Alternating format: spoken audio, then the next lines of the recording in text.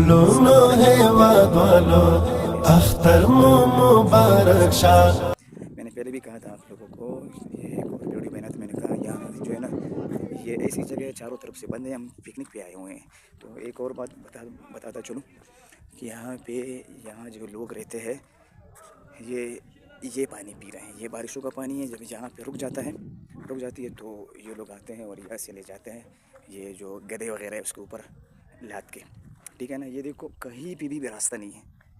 میں نے کہا تھا پہلے بھی کہ یہاں پہ کوئی بھی راستہ نہیں ہے. دیکھو چاروں طرف بڑے بڑے پہاڑ اور اوپر یہ ریل گاڑی کی پٹری وغیرہ گزری ہے.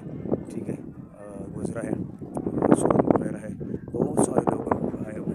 گلونو هیواد والو اختر مبارک شاہ خیستہ دا خوش. یہاں پہ اکثر ہی گاؤں کے لوگ آتے ہیں.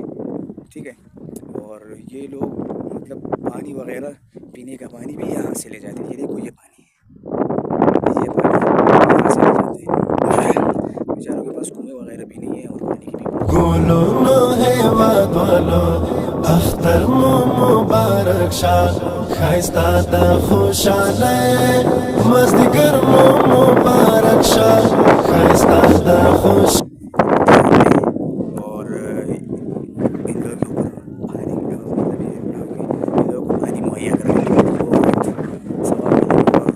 گلونو هیواد والو اختر مبارک شاہ خیستہ دا خوشاله مزدگر مبارک شاہ خیستہ دا خوشاله.